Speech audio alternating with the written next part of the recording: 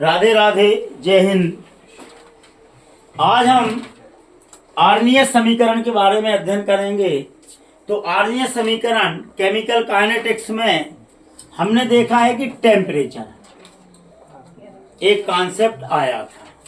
Temperature बढ़ाएंगे तो rate of Constance या रेट ऑफ रिएक्शन बढ़ती है। दूसरा के रेट कांस्टेंस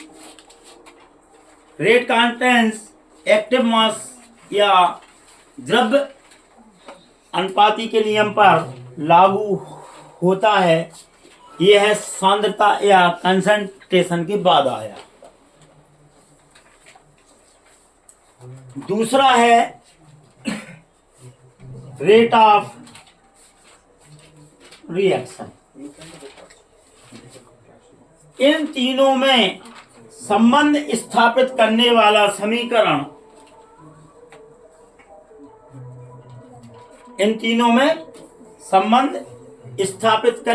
समीकरण आर्नियस समीकरण कहलाता है और यह चर घातांकी होता है। अब चर है, दो बार अपने पूछो, चर और अचर। घातांकी मतलब घात मतलब पावर और परिवर्तनशील राशि है। अब देखो आप, तो ताप बढ़ाने पर दर स्थिरांक, रेट ऑफ कॉन्स्टेंस और रेट ऑफ रिएक्शन दोनों का मान बढ़ता है। इसके संबंध में आर्नियस महोदय ने कहा है कि किसी रासायनिक अभिक्रिया की दर स्थिरांक ताप के साथ चर घातांकी है।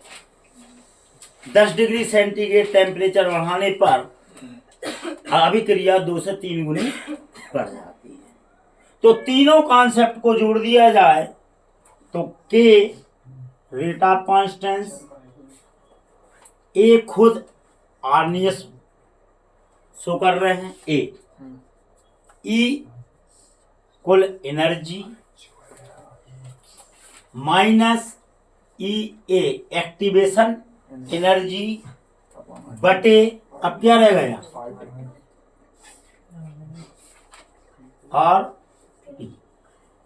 टेम्परेचर रेट, जहां के एक स्थिरांक है, ए आर्नियस, ई एनर्जी स्टार्टिंग वाली बटे आर टी।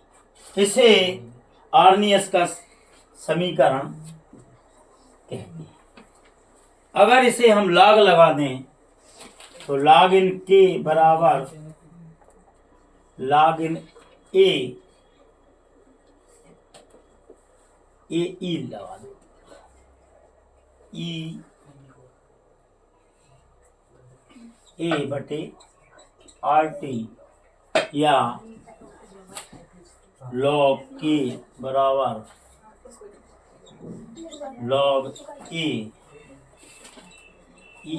बटे, ये लॉग के कारण यहाँ इसका मान पहले भी अपन ने रखा जब हमने फर्स्ट ऑर्डर की अभिक्रिया के लिए हाफ लाइफ पीरियड निकाला था, उस समय ये मान रखा था। और इस मान के द्वारा हम संपूर्ण रिएक्शन की rate of reaction, rate of Constance और एक्टिवेशन अभिक्रिया का अध्ययन कर सकते हैं। इसे आर्नियस का समीकरण कहते हैं। इसके द्वारा एक्टिवेशन ऊर्जा, ताप में परिवर्तन में दर स्थिरांक में क्या चेंज है और दर